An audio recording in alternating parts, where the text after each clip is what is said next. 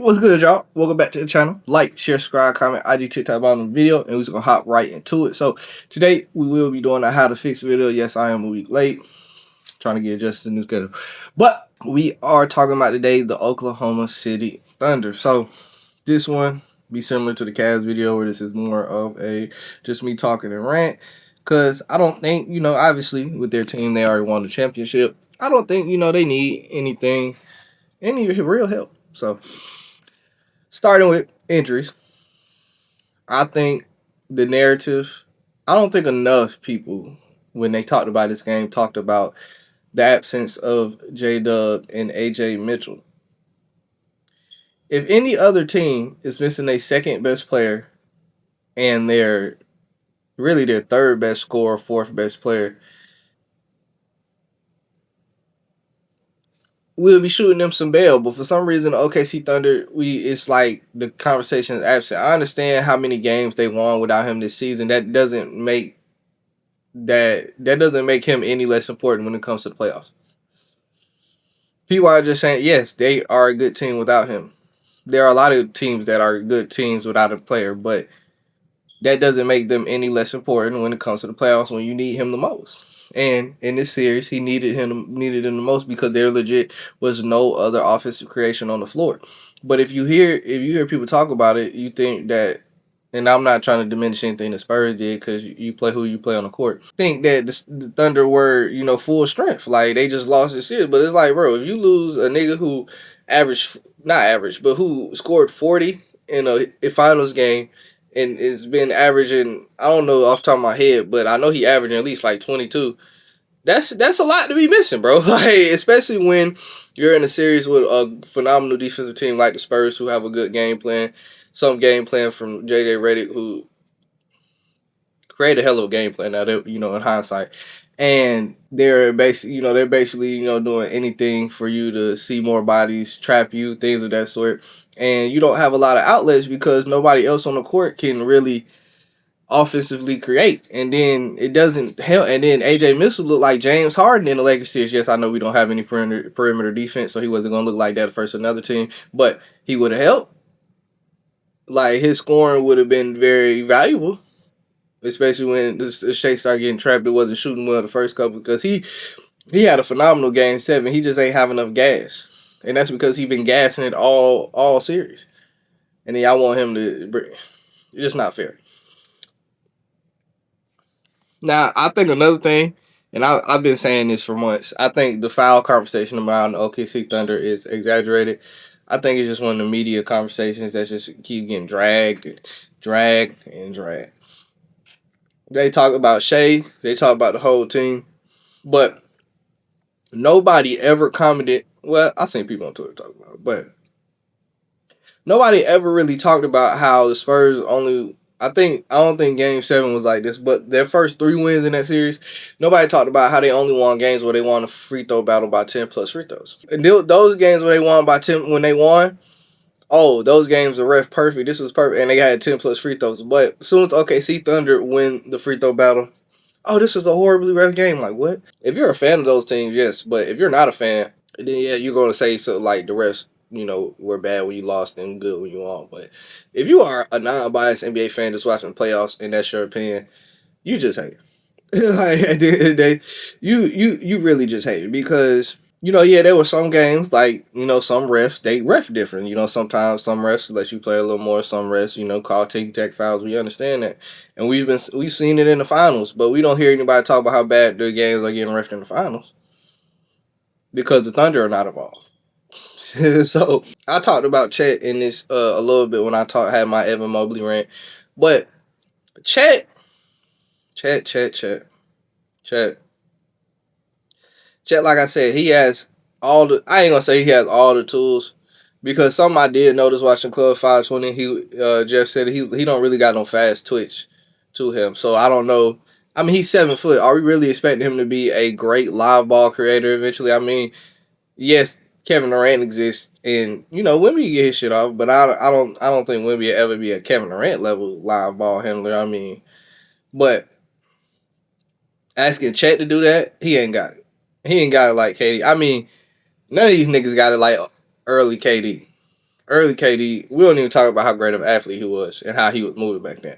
But still, to this day, they niggas just don't got it like KD. So like expecting Chet to like eventually become some type of fast twitch live ball. I mean, he's not going to get the fast twitch. That's just not going to happen. But the live ball, I don't think it's going to happen. But Chet could be more aggressive. Limitations or not, he could be more aggressive. I mean, bro, taking 2 shots in a game 7 where you're the second best player about to get paid like 50, 60 million a year and you're not shooting the ball at all. You refuse to shoot the ball. Like that one pump fake and Reggie Miller said it on the broadcast, but it looked crazy. It looked absolutely crazy. He looked like he was scared out there, like absolutely scared.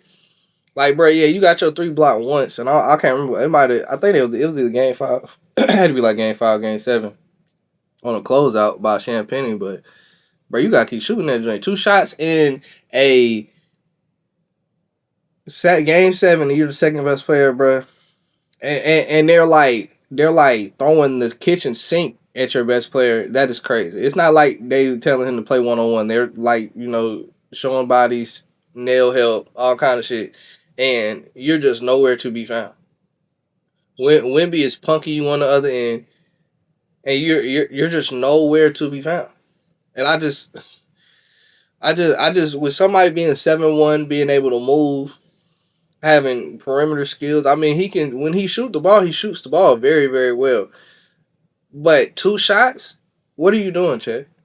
Like, what are you doing? Like, you need to lay up off the oxtails and the do rags, and you need to go fuck with the monks like Chet. I mean, with like Wimby. The monks that got Wimby out here moving different, bro. Or actually, forget the monks. You know who you need to go talk to? You need to go talk to Kevin Garnett. Wimby talked to Kevin Garnett. Now he out here. I mean, he was aggressive before, but now he's super aggressive. We need you to get aggressive like that. You need to go talk. You need to go hit KG up because you need to talk. 2 shots in a game 7. You the second best player. Ain't no way in your head you looked at that stat sheet after like the first half. You only had like 1 shot, 2 shots, and you was like, damn, I ain't gotta turn it up, bro. I would have been like, I gotta turn it up. I gotta turn it. It's just no way I'm finna let Wimby keep doing this to me. I just check. And now the last point I got: do you trade for Giannis? With my earlier points, because I only had this more realization if this is some behavior they feel like this not going to change with Chet. Chet is just going to not be aggressive for the remainder of his career, but be a great player. They probably will be okay with letting him go for Giannis, and I feel like they're the only team for real that I can think of who got the assets and the players. A lot of teams got either or. They got assets, so they might not have a player. They might have a player, they might not have assets, but they're one of the few teams or only team about that got both. I think that's enough for Giannis. I don't know if you want to mess up the flow on this team, the vibe of this team. That's one thing with just trading away a good amount of the team and some draft picks, and not messing up the momentum because you're getting Giannis, but what kind of system Sam Presti basically had in place. Also, a lot of people talked about how Giannis didn't really play well with Dame. That's a good point. Shea always has the ball in his hands. Giannis gonna always want the ball in his hands. A lot of people, used to talk about Giannis and Steph and how Giannis and Dame was gonna work. And even though yes, Dame ended up getting injured, if you really watched them, it was a lot of he said my turn, your turn, and I definitely can see that probably would be more of a reality with Shea and Giannis. So that's one thing. I don't see them seamlessly playing well together, as well as like I said, I would think Chet would be the one you would let go, and I think Chet's the better fit at center to play with Giannis. Hartenstein, he doesn't have, he's not really a threat outside of what is that, 12 feet, 14 feet. He has that floater is phenomenal, but he's not going to shoot a three. He's going to shoot a three every blue moon, but he's not really a threat from out there. And obviously, we know a lot of Giannis' game is around the basket. So I don't think him and Hartenstein fit well. That's another thing. But as far as defensively, they'll still be great. They'll still be phenomenal. There, obviously, the star power will go up. Giannis is Giannis. Giannis is still a top three, top five player in the world. So yes, Giannis is Giannis and his strength. But I just think with this team, I don't think he fits super well. But like I said, it's Giannis. You top three player. You're gonna find a way to make it work. Yes, they'll still be deep playoff runs. I just think they might have obvious limitations, and a lack of jump shooting might be that. Especially if Blue Doy's probably not gonna be on the team after this season or next season. So if you have a lineup of Shea, I don't know if you want to play Caruso. You might want some more shooting out there. I mean, Caruso be shooting the ball well, but maybe you play McCain just because they get just more shooting out there, more offense. Case and Wallace was shooting the hell out the ball game 7. Really the only other teammate that showed up game 7. I don't know if you want to start them two, then have J Dub at the 3, Giannis at the 4, Harden signed at 5.